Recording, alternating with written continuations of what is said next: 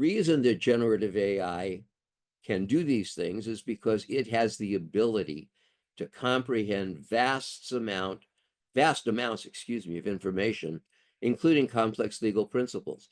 It gets that ability by training on all of that data. That's what the large language model generates.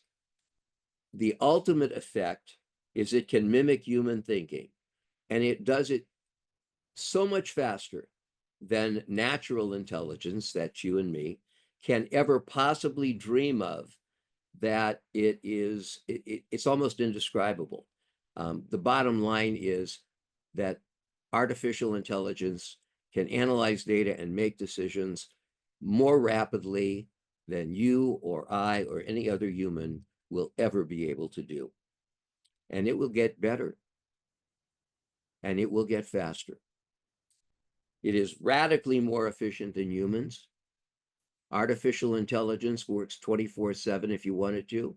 It never asks for a raise. It doesn't need a coffee break. It doesn't burn out. It doesn't go into a funk if it has a fight with its significant other.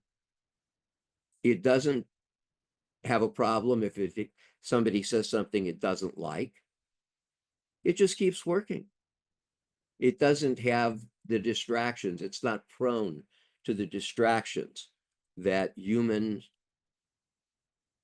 are prone to in those positions, in any position. And it is much more adaptable in many respects than humans.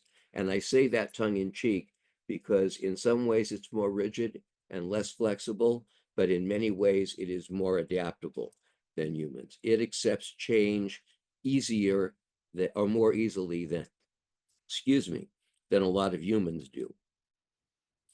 Now let's look at the flip side of the coin. Why does artificial intelligence pose a problem? Well, let's start with the basic premise that its ability to consume and process vast amounts of data so rapidly raise numerous complex ethical issues, as does its training method. Some examples. It obviously induces complex ethical dilemmas based on the fact that you now have decisions being made by machine intelligence rather than human beings, often made without any human judgment. Artificial intelligence generated legal advice carries risks. What if it's wrong? Who's responsible for the problem if it's wrong? There are economic questions that are associated with that. There are ethical questions that are associated with that. There are moral questions that are associated with that. There are no answers yet. These remain among the unanswered questions. These are things that one can expect that the legal system will make rules about, will provide guidelines. Maybe it will occur through legislative or administrative acts. Maybe it will occur through case decisions as lawsuits arise out of it, but eventually we'll get answers. And right now those questions can only be answered theoretically. And the moral side of it is particularly concerning because unlike most humans, artificial intelligence has no internal moral compass, ever. Humans mostly do. But artificial intelligence has no internal moral compass. It is not immoral. It is amoral.